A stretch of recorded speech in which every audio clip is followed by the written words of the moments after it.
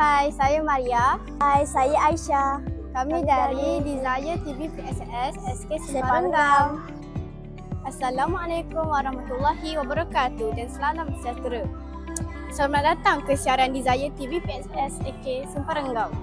Hari ini kita bawakan kepada anda sebuah liputan istimewa sempena program Lestari Sekolah, satu inisiatif yang mengangkat tema kebersihan, kelestarian alam dan gaya hidup sihat di persekitaran sekolah kita.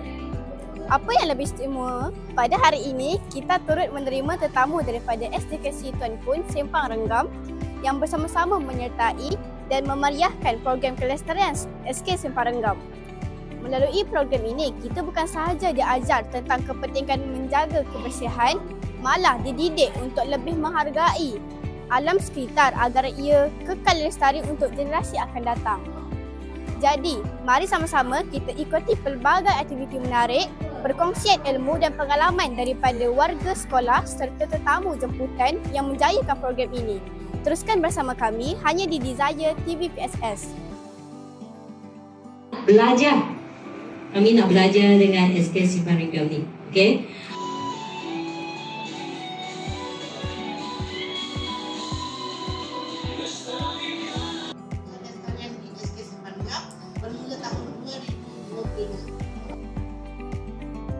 Logo trademark kita ialah Midori SSR. Saya sebagai guru penjelas di SDKC Tuan Kun. Saya dengan Cikgu Liu sentiasa berkongsi idea untuk mengadakan program-program berbincang perkara-perkara yang akan dilaksanakan di sekolah kami.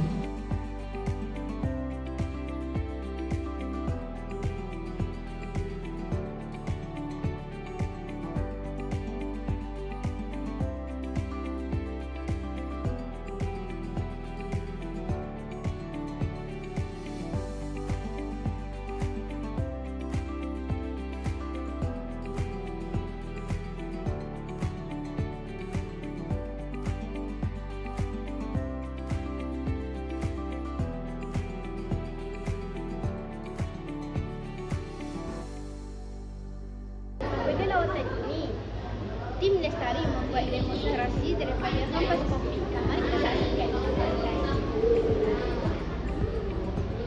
Bau pantai. Bau pantai. Okey.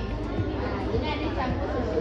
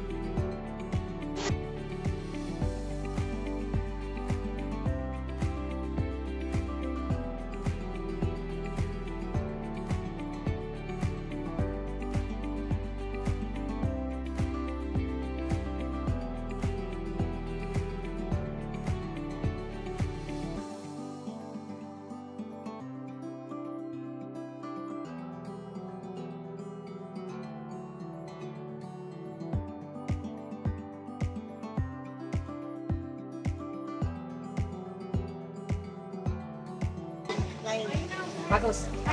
Tanya dia sudah datang. Dapat satu CJ lagi ya ni. Untuk kita juga resistor. Tak apalah.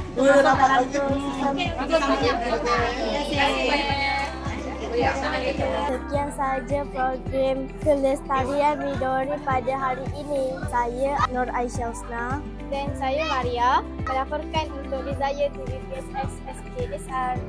Bye.